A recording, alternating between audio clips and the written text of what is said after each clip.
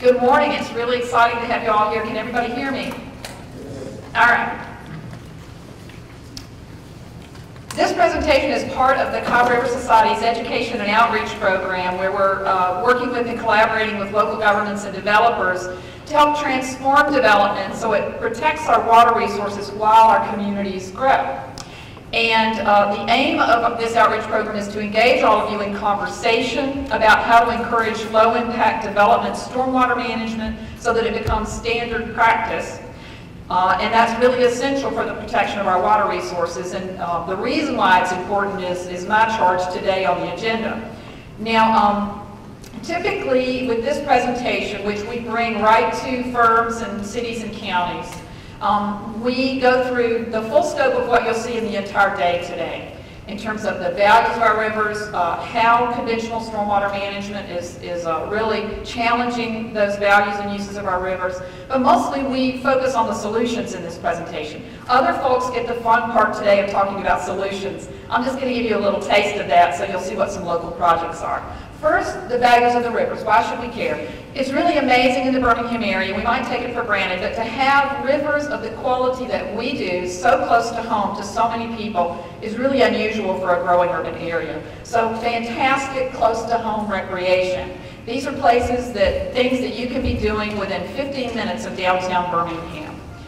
We also have the amazing Cahaba lilies, representative of the richness of the Cahaba in particular, but all of our rivers are rich. And also, our rivers are amazing educational resources. The Cahaba River Society has an educational program.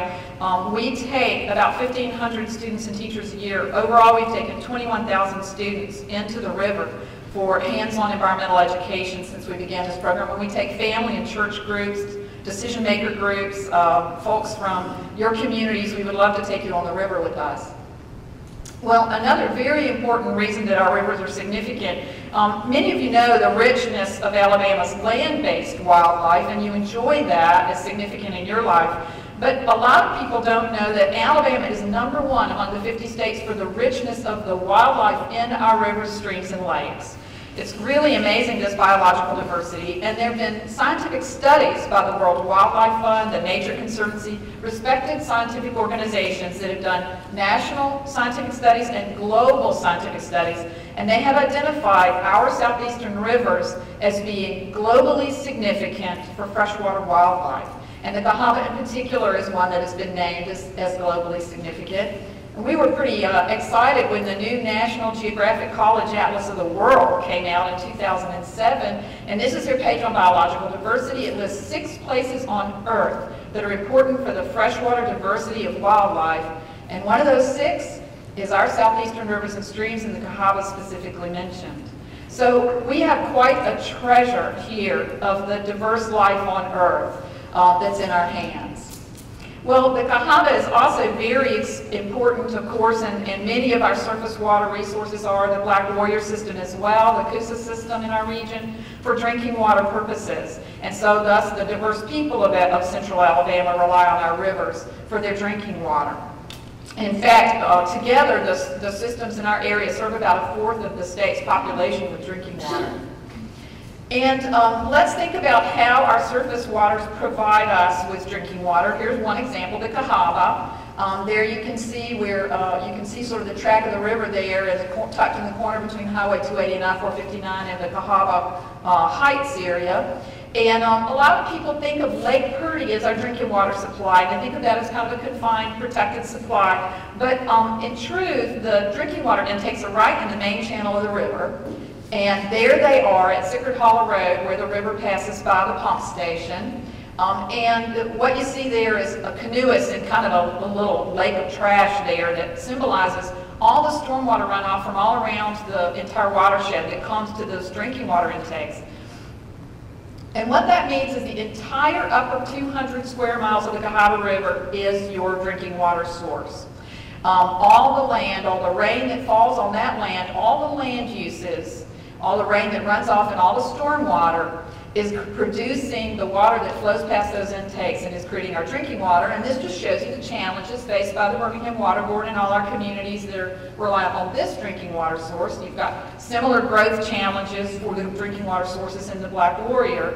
as well as mining as some of the land use activities. So it shows how important it is for us to be vigilant about stormwater runoff and the other effects of land use, because it affects the quality and cost of our drinking water.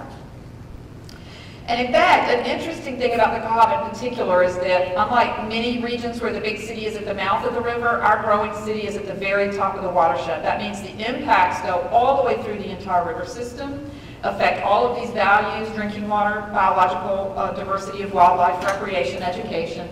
And so we really, with the choices that we make up here, just as the choices in some of the headwaters of the Black Warrior, we're affecting the entire river system, and we really are stewards of the system. What are the major challenges that we have for our rivers? Sediment runoff is one of the very top challenges. Mud runoff, stormwater runoff that gets into the river.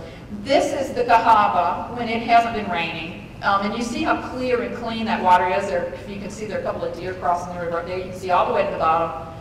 Same location, normal rain. Not a particular gully washer, not a particular terrible rain.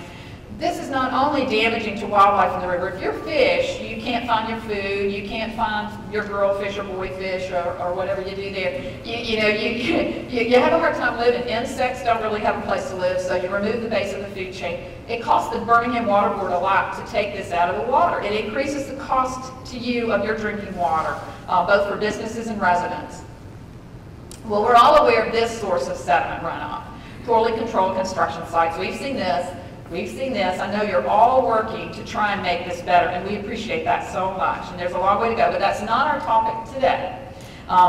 Today we're going to focus on a different and growing source of this kind of polluted runoff, and it takes a little more explanation. Okay, let's look at an undeveloped site, an undeveloped forest. We are primarily a forested area, and when rain falls in an undeveloped forest, the vast majority of that rain does not make it to the creek as immediate runoff. It is taken up by the plants, or it's soaking into groundwater, shallow groundwater or deep. And very little of it actually is running off immediately. The forest is like a giant sponge. But once we develop, we're converting that to hard surfaces so you can't get percolation of the rain and you don't have the plants to take it up. And it's amazing how much increase in the volume of runoff occurs. So in residential areas, 2 to 3 times more in the volume of runoff. So we're not just talking about the rate, how fast it runs off, we're talking about the total amount of water that runs off. Commercial and industrial, as much as 5 times the amount of runoff. Tremendous amount of additional volume of water immediately hitting our creeks and streams. What's the impact of that? Well, I'm going to show you just one example, a case study. This was a forested site that actually had been cleared at one point, and then had a large commercial development built on it.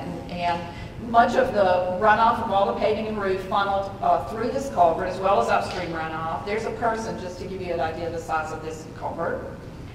And this is about 400 feet below where that culvert was. And this is before the development. You can see a typical little community neighborhood stream, fairly small scale. There are flat rocks on the left side there. You can see they're not that far above the bottom of the stream. Maybe it's a 6-inch deep on average stream. This is about 2 to 3 years later, after the development was built. Now those flat rocks are way up in the air, maybe 3 feet up in the air. Streams are the size they are because of the amount of water they carry on a regular basis. If they have to carry more water on a regular basis because it's running off from the paving roofs, they have to get bigger. They have to get deeper, they have to get wider. And you can see it here, this creek is not only deeper, maybe 3 feet deeper, it's also significantly wider. Well, what happens with all that stuff that's dug out of the bed and the sides of the creek? It goes into the river. So here's the mouth of the creek. This is the Cahaba River, the island of the heavier stuff that comes out of that creek that's now settled out.